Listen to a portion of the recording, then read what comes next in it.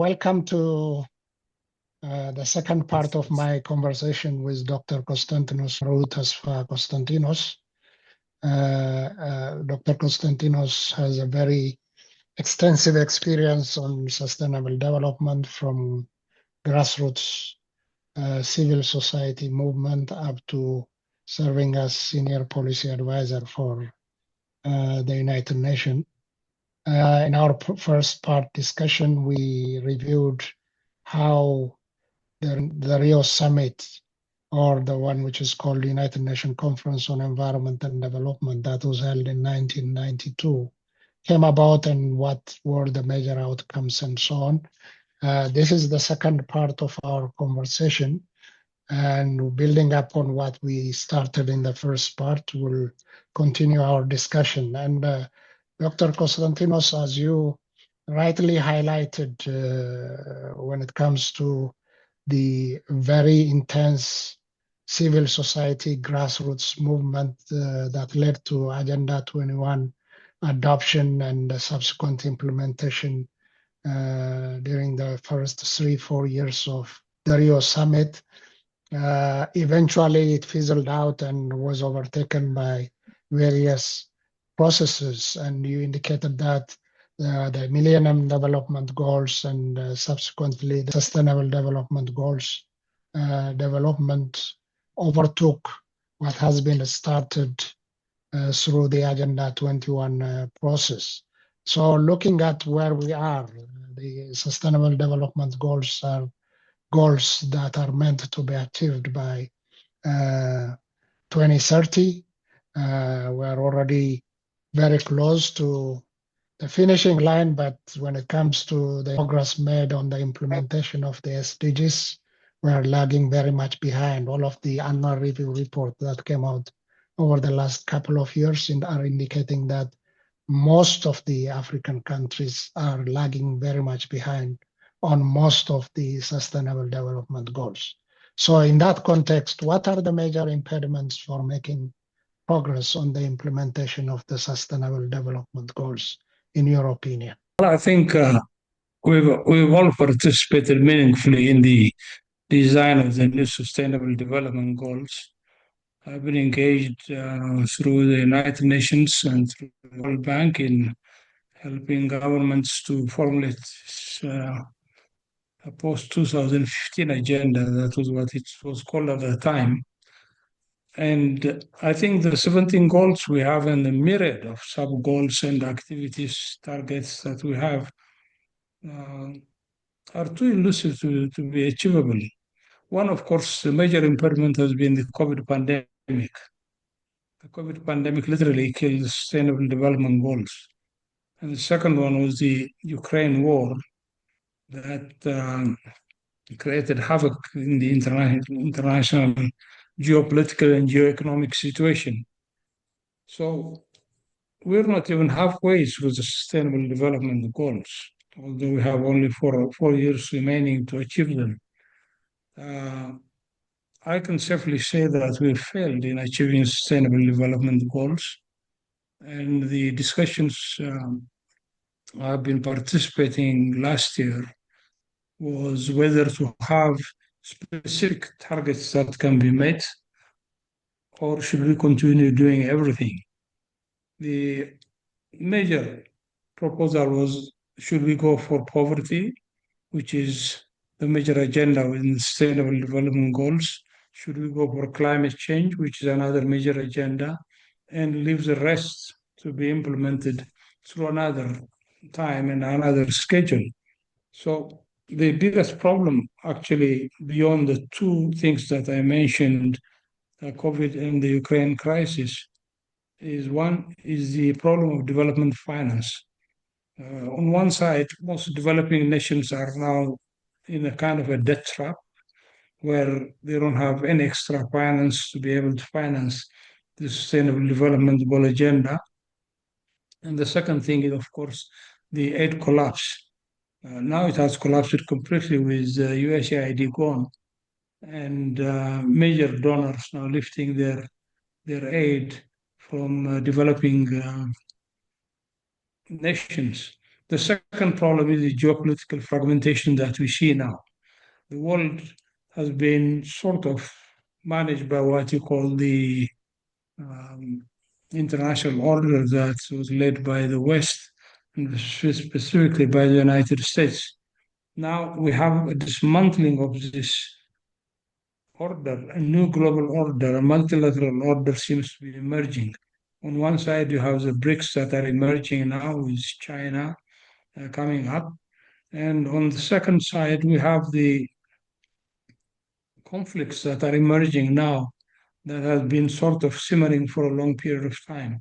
The Middle East now is burning. We've seen Gaza, we've seen the US-Israel war on Iran, and the repercussions have been very immediate, and they have been also very bad for the sustainable development implementation. The third area is the kind of geoeconomic fight that we see around the world, especially the kind of tariffs that have been imposed by the United States. The United States might have good reasons to do it, but definitely these have literally curtailed international finance architecture that would have met the Sustainable Development Goals. Another area is serious commitment, of course, from governments. As we see now, some of the major leaders in the world are now moving out of the climate agenda, moving out of the Paris Declaration, moving out of the Kyoto agenda, and moving out of the even Conference of Parties. So fossil fuel companies are now driving the agenda more towards getting a kind of compromise within the Conference of Parties. The other problem that we have is the severe underfunding of data. We don't even have the data now on how much we've done in terms of the achievement of sustainable development goals. So with the removal of aid, the poor countries are becoming invisible statistically.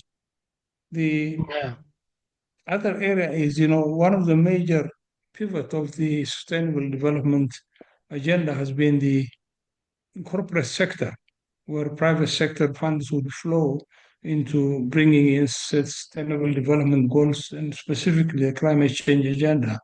But this has been very, very superficial and nothing much has come in, especially in terms of blended finance that would have brought the sustainable development goals to a finishing. That was negotiated in Addis Ababa, I remember, in 2014, 2015, before the launch of Sustainable Development Goals, but the private sector hasn't come up meaningfully. And in fact, now the private sector is mobilizing political resources on presidents of Western countries not to be able to contribute to this sustainable development goals. There have been some initiatives, I agree, but these initiatives have completely died. Thank you very much. I think most of the factors you highlighted, including COVID, Ukraine, the conflict in the Middle East, and the other factors, in my opinion, they are aggravating factors for the failure we have in the implementation of Sustainable Development Goals. But I was also part of the initial discussion when the SDGs were formulated. And my feeling is that SDG has failed by design. Right from the beginning, the way it has been designed and developed has been faulty. And it's not surprising that it didn't lead to concrete outcomes, because at the early stage of the discussion, I was part of the UNEP team that started that discussion when I was Deputy Regional Director for Africa at UNEP. And what we were proposing was, in order to avoid this siloed and fragmented approach that was obvious in most of the international development practice, we're arguing for clustering and focusing on the systems transformation that need to happen in the economic, in the social, in the environmental cluster, so that we can have more transformational outcome. And that discussion was gaining some traction within UNEP, but when it went to New York, it was killed essentially by the other UN agencies, which were keen to protect their own turf. So essentially, SDG has become an agglomeration of UN entities' interest in relation to their own specific mandate, whether it is about cities, it's about industry, it's about health, it's about agriculture, and so on. We continue with the same fragmented and siloed orientation of addressing the global development challenge. And that is what led to, I think, in my opinion, to the limitation of SDG implementation. Of course, what you highlighted later, which came COVID, Ukraine conflict, and the failure of the private sector development financing and so on, has also contributed to the limited outcome that we see. But by design, it was already limited in terms of its possibilities. You can reflect on this one, but to bring it down to Africa, around the same time when the Sustainable Development Goals was developed, Africa was also undertaking its own exercise, which led to the development of the Agenda 2063, which focused on the Africa we want. And it is also some of the basic tenets of SDG were also encapsulated in the Agenda 2063. So my next question, which is more specific to Africa, is what are the major critical challenges for promoting sustainable development in Africa, and what are the key actions that need to be taken by African countries, taking into account the current evolving geopolitical dynamics and taking into consideration Africa's specific advantage it has when it comes to renewable energy, critical minerals, and a large share of youth population that can drive the economic development. I think the major challenge in the Sustainable Development Agenda was declared by the United Nations and the community of nations generally around the world, and also the Agenda 63 of the African Union, is the gap we have. This can be explained through the massive financing deficit for sustainable development projects. And the second thing is the debt trap that Africa is into. So African countries could not implement much of these projects. And of course, what we shouldn't forget is 39 out of 54 countries in Africa are in some kind of political crisis. And this crisis range from simple political crisis where there are disagreements on what the country should look like, to outright conflicts like failed states, collapsed states. And recent example is the Sudan, which has completely collapsed, and nobody knows what to do about it, and very difficult to talk about sustainable development goals in this kind of situations. So most of African countries have this kind of challenges. On top of that, the what I mentioned, the macroeconomic and fiscal squeeze that we have in this continent is so brutal that African governments are not able even to deploy budgets for sustainable development activities. Even the traditional activities they have been undertaking in terms of human development for education and health aspects have been diminished. On top of that, much of the aid that had been financing human development that was coming from the international community has been reduced tremendously. The debt trap is a huge challenge for Africa. African countries are now paying more to service the debt than they have put for sustainable development activities. The second thing is the severe infrastructure and energy poverty in this continent. That had not improved very much, except in few cases where we have energy production and infrastructure development that's going on. The third thing is, of course, African governments, African countries are growing very well in terms of GDP compared to other continents.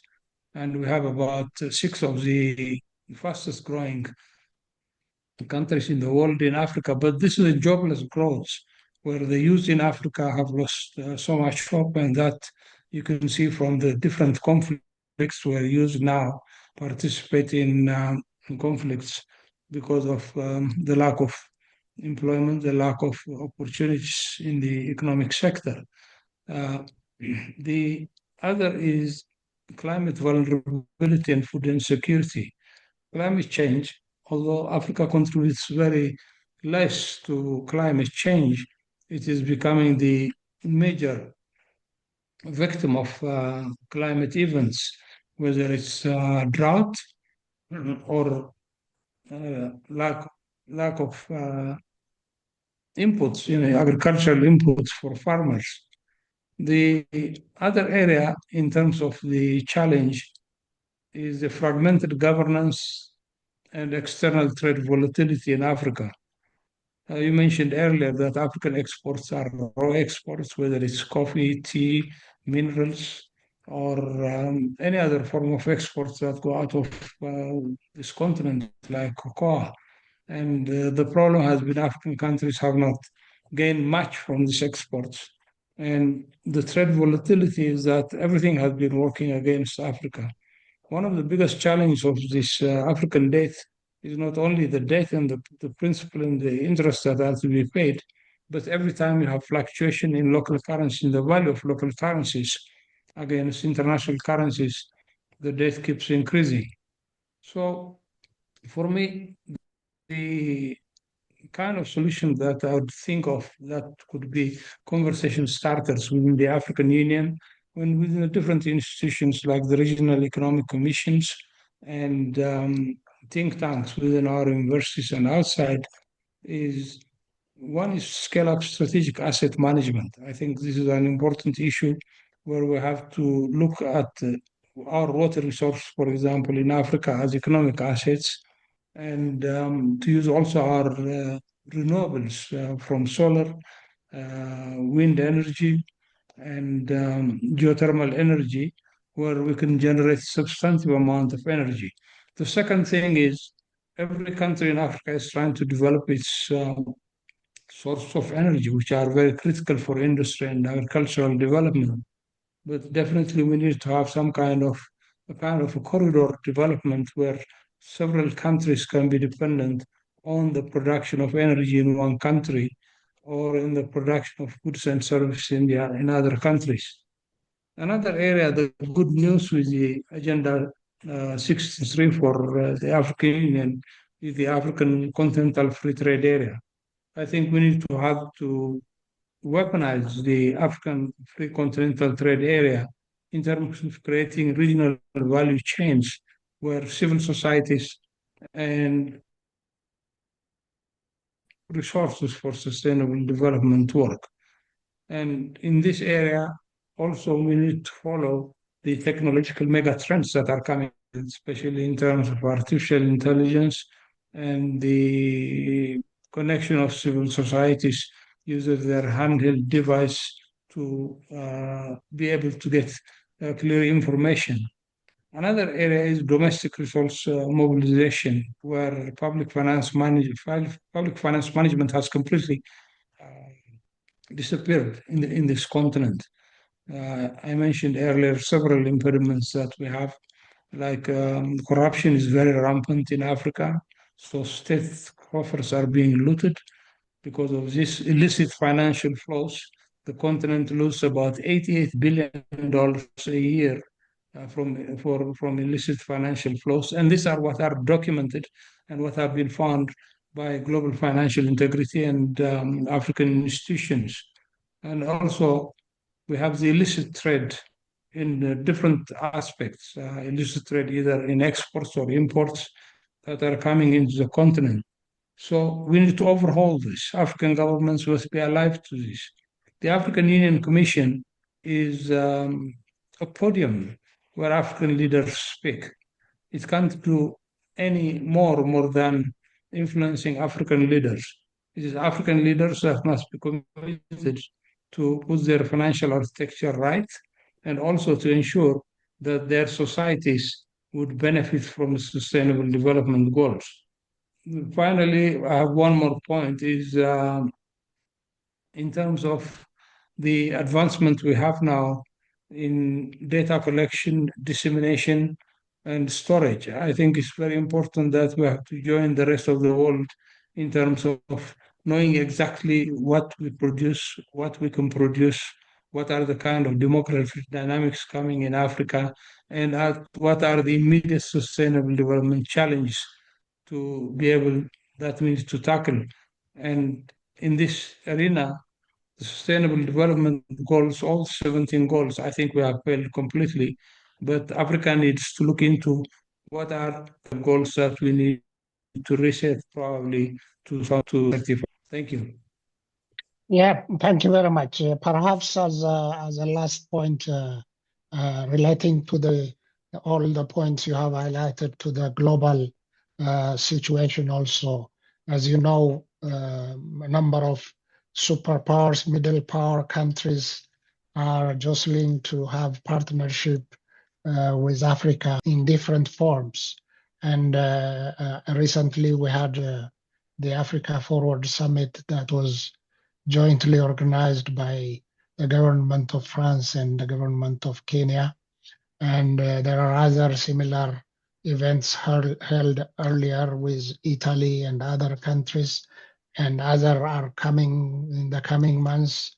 So in all this expanding geopolitical dynamics, how should African countries approach this kind of opportunities, and what should be the offer that should come from global development partners, the countries that are trying to engage with Africa for the various reasons of their own? What should be the modality in order to make the best out of it, not only for African countries, but also for the global community? Well, I think you've done a wonderful explanation of the recent summit in Nairobi between France and Africa. And this has become a usual trend where African leaders are called upon by major countries in the world, especially the West and the East. And most African governments are very keen, African leaders are very keen to attend these meetings because they believe that they are a source of resources. But definitely Africa has resources. Africa can use its resources. If we look at the Democratic Republic of Congo, if we can stop the war in Democratic Republic of Congo, if we can discipline the countries, the neighboring countries in the Democratic Republic of Congo that are looting the DRC and creating havoc to do their looting, the DRC can produce about $24 trillion economy. That's been documented very well. Most African countries have huge resources that can be utilized. The problem is malgovernance, and this malgovernance leads to what the simplest thing is: when you cannot produce in country, you go looking for begging for money or begging for a loan, and then you get into a debt trap. And now when that debt is gone, Africa has nowhere to go. So I think we should look into developing our African resources, try to stop our illicit financial flows, try to stop the corruption that's really bleeding the continent, try to stop the illicit trade. And these African governments have the right to do this. But if you look into African governance modalities now, we have 10 countries in the last few years that have undertaken a coup d'etat in this continent. The Sahel is completely out of control now, with Mali almost collapsing in the last 2-3 weeks because of the insurgencies. So the African Union really must take this into heart and come up with an agenda where it has to confront African head of states. With 10 countries now under military coup, how many countries more are going to have military coups in Africa because of bad governance? The African Union has suspended these military coup countries, but definitely if this become a majority at one point, the existence of the survival of the African Union itself is challenged. So for us, I think there should be a very honest and decent talk among African leaders on where this continent is going. We have the short-termism that have been completely collapsed, where everyone is trying to renew their mandate. The latest one we see is the crisis in Somalia, where the president is trying to extend his mandate in a country that had collapsed, and there were some hope that was coming up. So I think first is the peace building in this continent.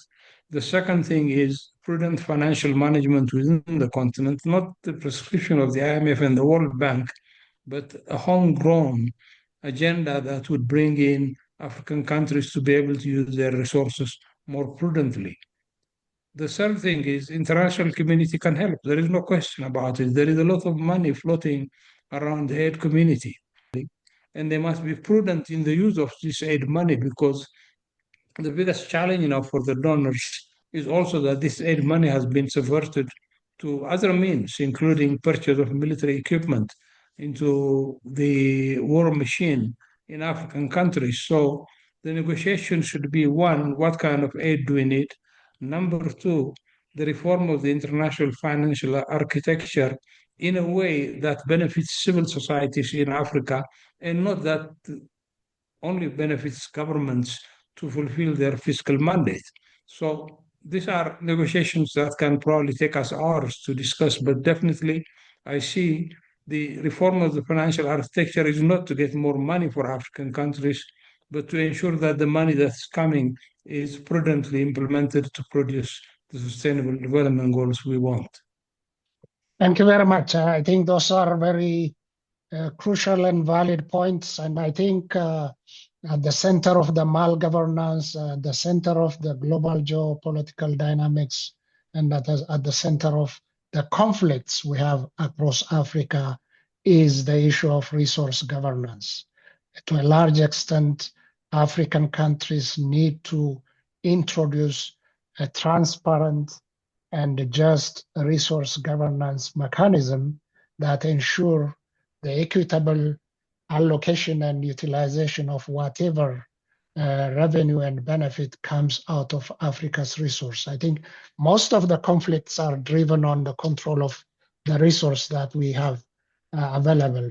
Unfortunately, it is more geared towards more extractive orientation of the economy. It's about extracting the whatever resource we have and shipping it out to other countries. But the fundamental transition that should happen, as you highlighted, is reorient our governance mechanism as a whole, and particularly look at the resource governance mechanism. And I think our effort to engage with major players in the global geopolitical dynamics need to be more coordinated, more thought-based kind of engagement that will lift Africa together without leaving any country behind. And I hope this kind of discussion will contribute to the further deliberation and reflection of policy and decision makers across Africa. I thank you very much for your time and insightful contribution for the discussion. I'm sure we'll get back together on another episode on another topic. Thank you very much, Dr. Costantinos, for your participation and contribution to this podcast. Thank you, Professor Rasta, for having me. And I think if we can make a dent on the challenge of Africa, I'm always available for this kind of discussions. Thank you. Thank you very much. Thanks a lot.